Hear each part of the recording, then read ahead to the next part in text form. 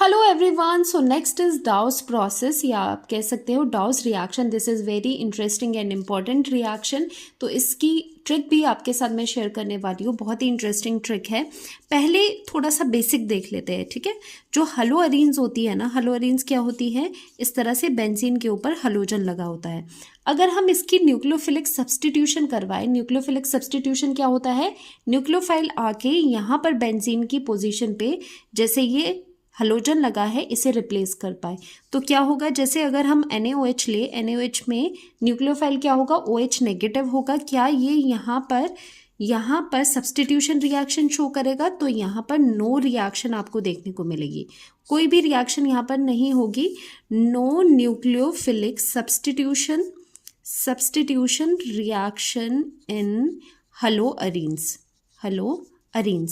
अब आप कहोगे कि मैम लिख तो लिया, पर ऐसे कैसे होता है कि इसकी न्यूक्लियोफिलिक सब्सटीट्यूशन ही नहीं होती। बिकॉज जब आप इसके रेजोनेटिंग स्ट्रक्चर्स बनाते हो ना, तो कैसे बनाते हो, यहाँ से इलेक्ट्रॉन डेंसिटी यहाँ करते हो, यहाँ से आगे करते हो। तो ड्यूरिंग दैट प्रोसेस आप यहाँ पर देख पा रहे हो, यहाँ पर डबल बॉन्ड करेक्टर आ जाता है, CX बॉन्ड का डबल बॉन्ड करेक्टर आ जाता है, जिस वजह से ये बॉन्ड स्ट्रॉन्ग हो जाएगा। अगर फर्दर कोई न्यूक्लियोफाइल बाहर से आएगा, वो इस हेलोजन को रिप्लेस करना चाहेगा, सब्सटीट्यूट करना चाहेगा, वो नहीं कर पाएगा, because of the double bond character between C and X due to resonance. इसी वजह से जो हलोअरीन्स होती है वो न्यूक्लियोफिलिक सब्सटीट्यूशन रिएक्शंस नहीं देती।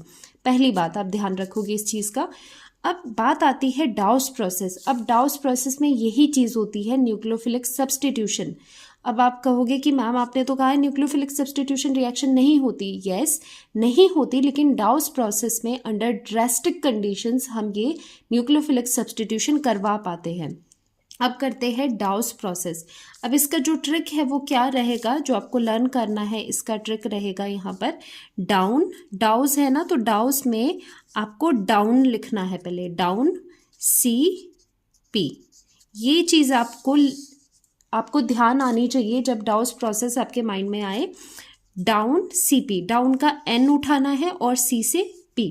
अब क्या करना है, जो ये N आया है उसका मतलब है NaOH लेना है, और C का मतलब है कि यहाँ पर आपको क्लोरोबेंजीन लेना है। सो मेन रिएक्शन जो डाउस प्रोसेस की है, मेन रिएक्शन डाउस प्रोसेस की क्या है, क्या लिखना है आपको, डाउन लिखना है और CP लिखना है, डाउन CP। तो N का मतलब NaOH, C का मतलब क्लोरोबेंजीन, तो यहाँ पर बना देते हैं क्लोरोबेंजीन। क्लोरोबेंजीन का रिएक्शन डाउन का N का मतलब होता है NaOH, तो यहाँ पर NaOH लेना है। अब जो कंडीशंस है वो बहुत इंपॉर्टेंट है। टेम्परेचर कितना होना चाहिए, ध्यान रखो, 623 केल्विन होना चाहिए टेम्परेचर, और प्रेशर 300 ATM। अब इसे केल्विन में लर्न करना है, केल्विन में करो, या फिर आप इसे कर सकते हो डिग्रीज में करना है तो 350 डिग्रीज कर सकते हो, ठीक है।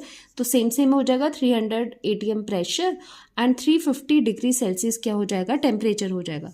तो यहाँ पर ये कंडीशंस हम लिख लेते हैं कि एट 623 केल्विन या 350 डिग्रीज, और साथ में क्या है, 300 ATM प्रेशर पे। अब आप कंडीशंस देखो यहाँ पर कितनी ड्रास्टिक कंडीशंस है, टेम्परेचर भी कितना हाई है, प्रेशर भी कितना हाई है, तब जाके ये रिएक्शन हो पा रही है, वरना न्यूक्लियोफिलिक सब्सटीट्यूशन रिएक्शंस हलोअरीन्स में मतलब ही नहीं है। ओके, तो यहाँ पर ड्रास्टिक कंडीशन लेके हम डाउस प्रोसेस कर रहे हैं। फर्स्ट स्टेप में आपने NaOH के साथ ट्रीट करना है, ये कंडीशन रख के। सेकेंड स्टेप में आपने एसिडिफाई करना है, HCl लेना है। ओके, सिर्फ ये दोनों चीज़ें हैं।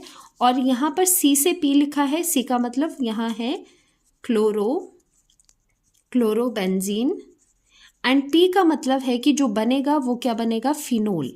फिनोल क्या होता है, बेंजीन के ऊपर OH, तो यहाँ पर बन रहा है फिनोल। सो डाउस प्रोसेस में आपको क्या ध्यान रखना था, डाउन CP, N से आपको याद आएगा, डाउन के N से याद आएगा कि NaOH है, ड्रास्टिक कंडीशंस के साथ HCl भी है साथ में, और C से P का मतलब क्लोरोबेंजीन से हमने जाना है फिनोल पे, क्लोरोबेंजीन से फिनोल। एक्चुअली होता क्या है, बीच में एक स्टेप आता है, इसके बाद यहाँ पर ONA लग जाता है, क्लोरीन हटा के ONA, फिर एसिडिफाई करते हैं, फिर वो Na हट जाता है, OH आ जाता है, तो क्लोरोबेंजीन से फिनोल। फिर से मैं ट्रिक लिखती हूँ, डाउस प्रोसेस का ट्रिक क्या है, down CP, N stands for NaOH लेना है, कंडीशन 623 केल्विन और साथ में 300 ATM प्रेशर, 350 भी आप लिख सकते हो डिग्रीज में, और साथ में दूसरा हो गया HCl। ये दोनों कंडीशन है। C का मतलब कि क्लोरोबेंजीन से आपने स्टार्ट करना है, P का मतलब कि फिनोल पे जाना है, क्लोरोबेंजीन से फिनोल डाउन CP। तो ये था डाउस प्रोसेस।